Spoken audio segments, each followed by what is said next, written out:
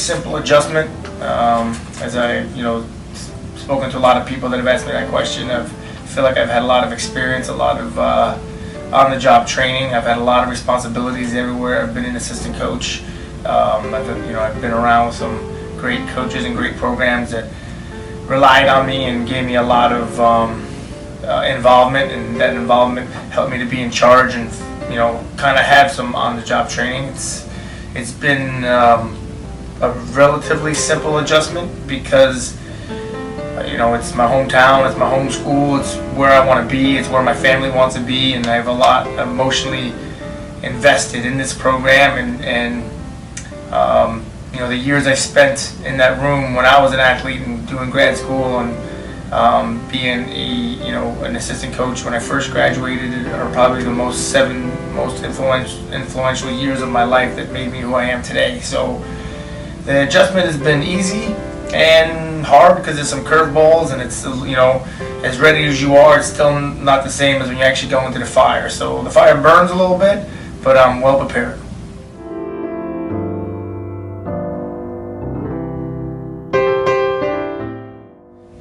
The best word I could use to describe is it means everything. It means everything. It's home. Like I tell everyone, I keep using that word home because the word home doesn't mean where you live. It's a feeling. It's a sensation. It's a perception. It's a place. It's a lot of things. And for me, Hofstra wrestling is home. Like I said, I grew up in that room. This is my hometown. My wife's from Brooklyn, and we haven't lived anywhere near Brooklyn for the last 9 years, as long as we've been married. So my wife's home, and right now I'm staying at my parents' house while we're trying to buy a house. We're home, and to be back in that room and to lead the alma mater, the place where, like I said, I feel like helped me become who I am today. Not that I'm anything super special, but I'm proud of it. So I give a lot of respect, and I have a lot of Hofstra pride, to be back to lead the Hofstra pride.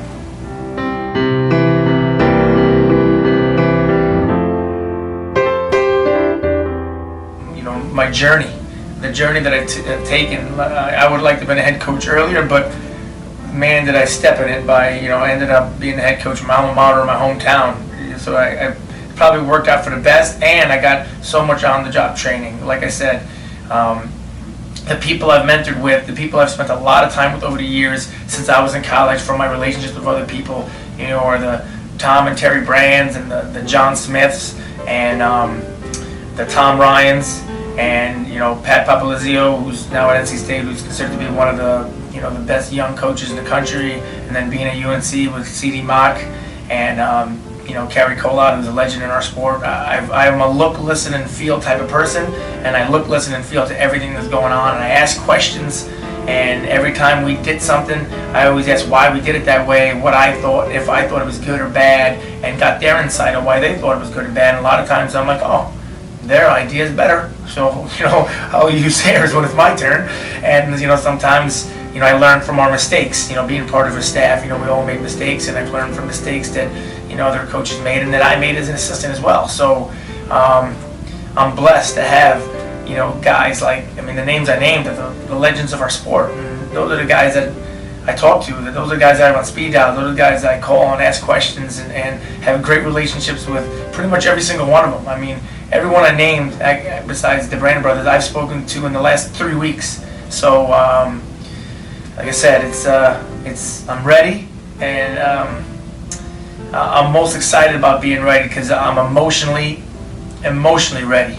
So, looking forward to keep putting my best foot forward consistently on a long-term basis.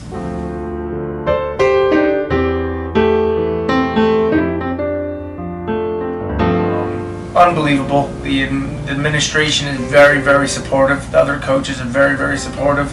They have a lot of insight. They have a lot of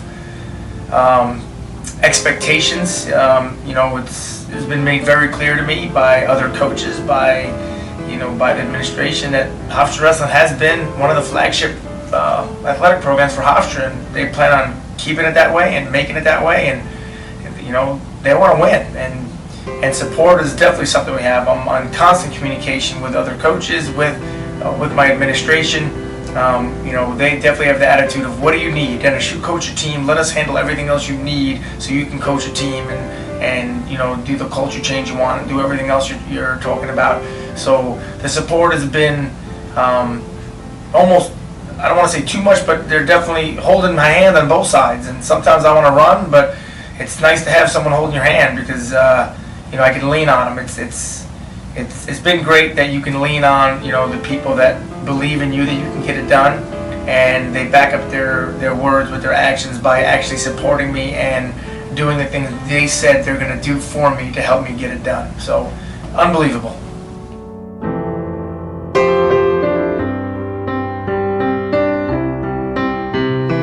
Preseason's done. It was good. It was definitely different than the preseason they had in the past, from what I understand from talking to the guys. Guys are excited. It's a change. A lot of times they say that change is good, even if they don't fully agree with some of the stuff I'm doing. They're buying in, and that's all I ask. I tell the guys every day, I do not care if you like it. I do not care if you think it's right. What I care is you buy in and you believe in it and you do it. Because everything I do at the end of the day is to benefit you and to benefit the team. So it's been good because the buy-in's there, and guys are doing it and they're doing the work. Obviously, we're having our bad days, and when you have your bad days, we try to adjust and learn from them.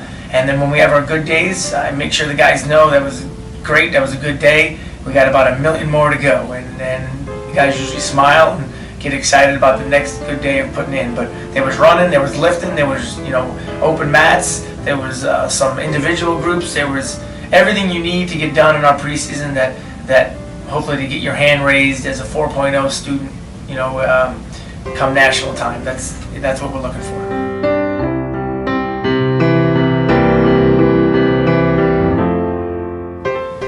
Consistent work, repeated effort, productive effort with a positive mental attitude.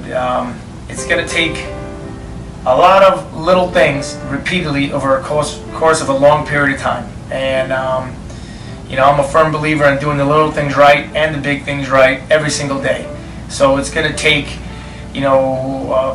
guys to get mindsets adjusted, which they've been doing, guys to focus in on making sure schoolwork's done, focus in on making sure when they come in here and work out, their workouts are crisp, they're intense, they're precise, they're with the right mental attitude. When you fall down, you got to have the mentality to get back up and do it right and be able to take the adversity and use it as fire as opposed to a weight that weighs you down. So it's going to take consistent work of the right work, which I believe we're doing, and we're on our way, and I'm excited about the work that the guys are putting in.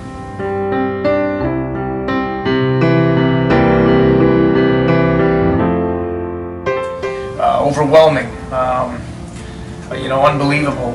It's like I said, it's my first year being a head coach. We just started official practice. I'm still trying to figure out what to do at practice. Now we're hosting the NCAA tournament, but it's trial by fire, and I wouldn't have it any other way. It's going to help me become a better administrative style head coach than I am anyway, running such an unbelievable event. Even though my administration is really keeping the reins on it and doing it because they're so excited about it.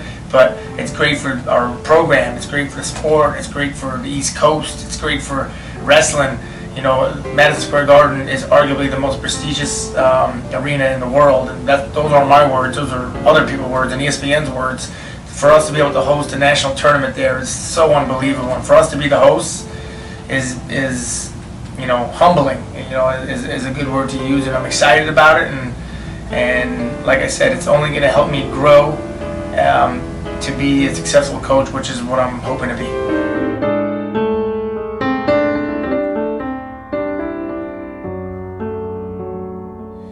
How busy you are on nonstop. My big joke is my phone don't stop. The battery life of my phone, I'm always charging it because I'm on the phone with my administration, with my staff, with my team, with alumni, with supporters, with people trying to sell me stuff, with other coaches, asking advice to make sure I'm doing things right.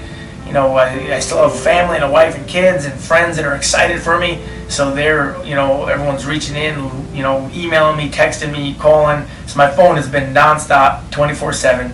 That's a major difference. And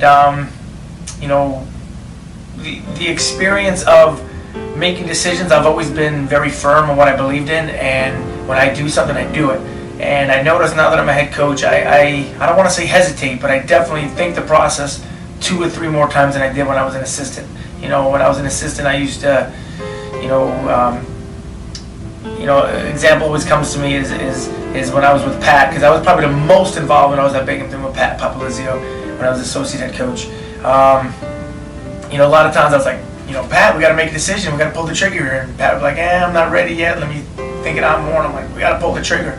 And he always told me, and I've been laughing since then because I've texted to him a few times. He said, you'll see when you're a head coach one day, you'll see when you have to make decisions how, when your program is hanging in the balance, how long it takes you to make a decision. And now that I'm a head coach, immediately, it was the first thing I noticed. I didn't even do it on purpose. After about 2 or 3 times, I realized, wow, he's right. I really, really do second and third and fourth time listen to things to make sure I'm doing the right thing. So it was good advice, and that's the major difference.